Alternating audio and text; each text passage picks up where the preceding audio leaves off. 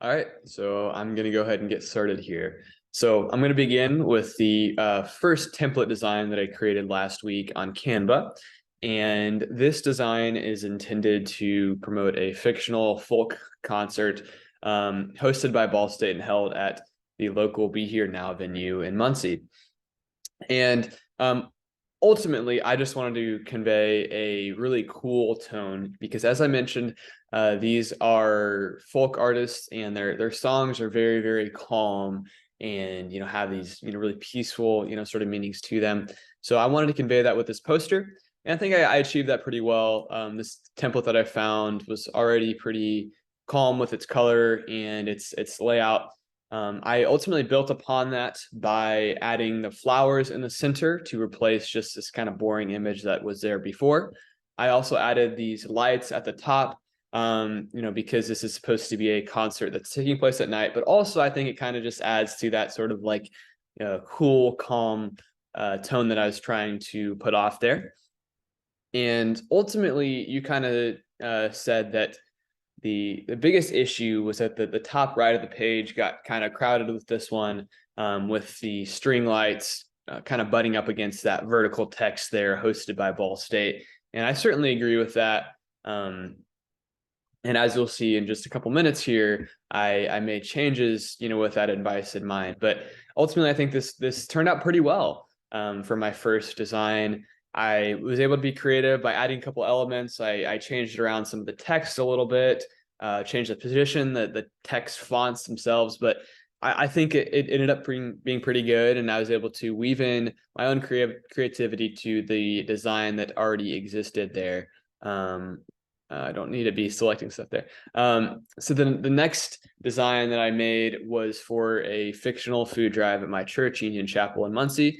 And so I maintained a lot of the pre-existing design features that came along with the template, but I did change obviously the information, but I changed some of these text sizes and fonts, namely like the main UC Food Drive font there. I also added the cross and tried to match the color of the hand in that cross. Now, you did mention that cross kind of crowded the title there, and I certainly agree with that. But I just didn't really quite know where else that would fit in.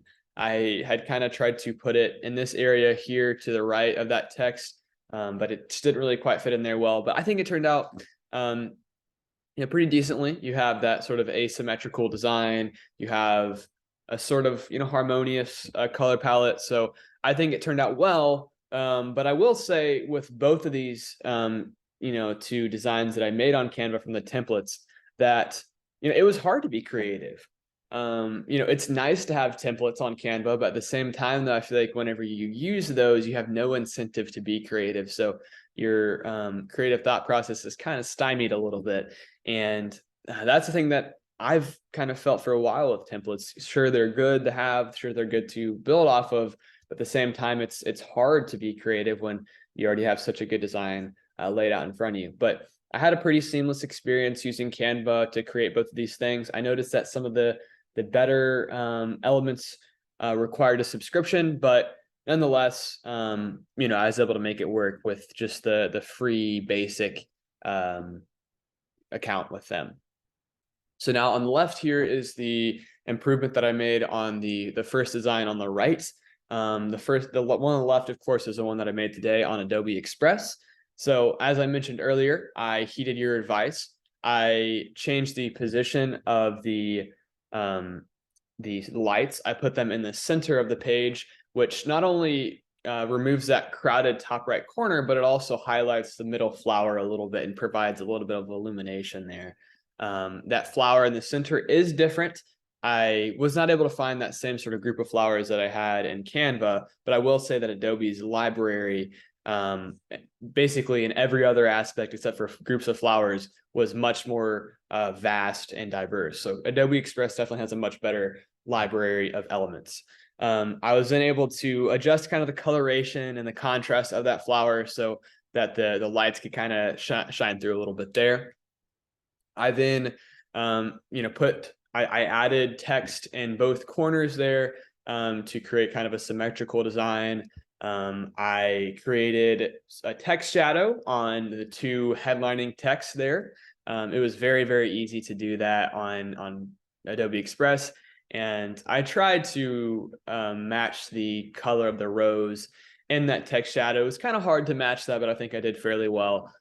Now, I don't necessarily think the design on the left is more aesthetically pleasing by any means, but I do think that it's cleaner, especially with its spacing, and it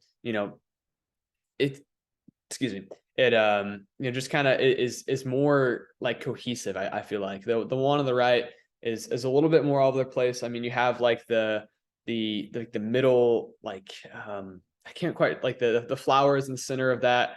I think kind of are different than the like the lights at the top of it. Like they're from like a different, they don't belong in the same design. They look like, one looks like it's from a different design from the other. It's kind of, I don't really know how to express my thoughts in that regard, but I do feel like there is a little bit of clashing in the sort of design types in that one on the right. So the one on the left, not necessarily better, but I think maybe a bit more cohesive and has better spacing. And then finally here, this is supposed to be a promotion for an upcoming basketball game for Ball State, and it's inspired by a number of social media posts that I see every day promoting such events. So the one element that I am most proud of, and I think turned out the best, is the cutout of the basketball player, John Coleman, in kind of the bottom left quadrant of the page. I was pretty impressed with how easy it was to, make a cutout on Adobe Express. I don't exactly know if Canva has that feature on there, but if they do, I doubt it's, as seamless as what, is on Adobe Express. I will say though, it was a little frustrating. The AI kind of messed up a little bit, the cutout around his head, and I had to go and manually and fix that. And it's a little jagged as a result of that. And I know it was just, not only did I have to go in there manually and do it, but it was just very, very difficult to use their tools precisely. It just was kind of hard to do that. So, it's nice to have that AI, but it kind of stinks when it messes up because it's hard to fix that as a result. Then I added just some preloaded features in there, like the red square, and then the lines that were preloaded into Adobe Express.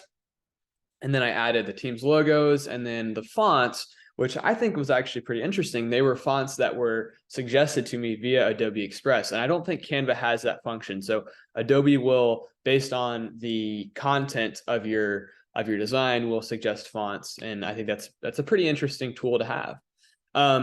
So it's far from a perfect design. Obviously it's, I think, a little rough here with all that open space. I think these logos seem potentially out of place. I didn't really know where to put them. So, I mean, it's not really, perfect by any means, but I still think it was a good first attempt for me personally to put together something from scratch on my own. So now in terms of, affordances and limitations that you talk about with between these two platforms, I really feel like both Canva and Adobe Express are very similar. Of course, you can access both of them in your web browsers. Both of them have shockingly similar interfaces. They can do basically the same things. They both have templates, both have free and premium designs. But ultimately, they're basically the same. The only difference that I could kind of tell is that Adobe ran a little bit slower. I don't really know if that was because of maybe the Wi-Fi being a little bit worse today or whatever, but it certainly ran a lot slower than Canva.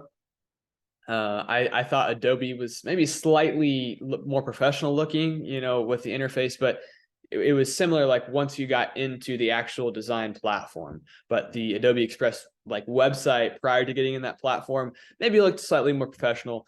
But at the end of the day, I think since Canva is free and more accessible, I think that is something that I would probably look to use more in the future once I lose access to Adobe Express, because it's the same thing and it's free, unlike Adobe Express, which requires the Adobe subscription.